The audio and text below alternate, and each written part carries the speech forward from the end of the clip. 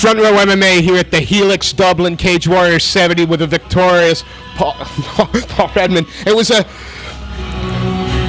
Were you looking for the heel hook at the end? It was a submission win. They say toe hold. Were you looking for the heel hook? Yeah, I threw it around and look, I knew sort of the angle I wouldn't get it, so I do toe holds really well. Don't mind the bonuses. Bonuses are nice. I'm here for the win, you know. This was a kid coming out of Greece. Did you know much about him coming in? Were you able to get in? And do you research your opponents? I used to a lot when I was starting out, and messed with my head a little bit. And I would always think, is he going to throw that kick? Is he going to throw that punch? And it never happens. So my coach Andy and Neil, they says, look, you're good enough to beat these guys. We'll study the tape and we'll drill everything that's necessary. And we have drilled. So they got the tape. Well, we got the fight announced 3 weeks ago. They got the tape or whatever on YouTube, and they drilled a lot of high kicks, flashy stuff on the bottom. I knew he was looking for the arm, and he went for the heel hook as well. He has decent submissions like that. So yeah, we drilled them, and I think it paid off tonight. It's a dominant second round. With it looked like he was trying to play for the toe hold as well, and you weren't having any of that.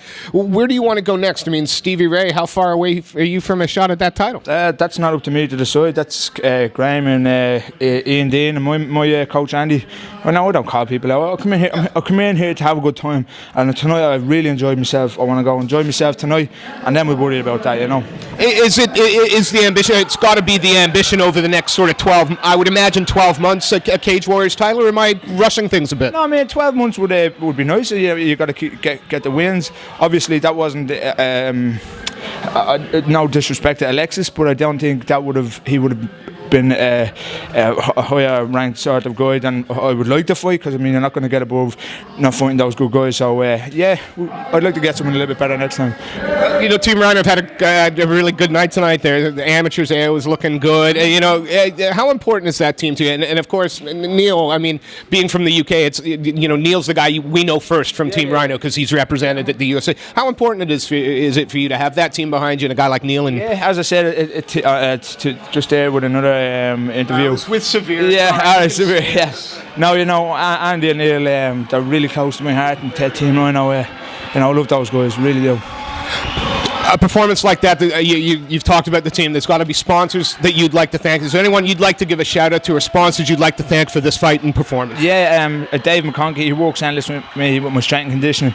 When the show's in there, like I was bouncing around the second round. I do 10 rounds in there tonight, no problem. I seen Alexis get a little bit tired. So also Legacy Wear, we got MC Nutrition, we got Vita Coco as well. All those guys helped me out. So I'd just like to say thanks, and thank you for the interview. Mate, it's a pleasure watching you perform, and hopefully within the next few months we'll see you at Cage Warriors 72, 73 maybe. Thanks for your time, mate. Cheers.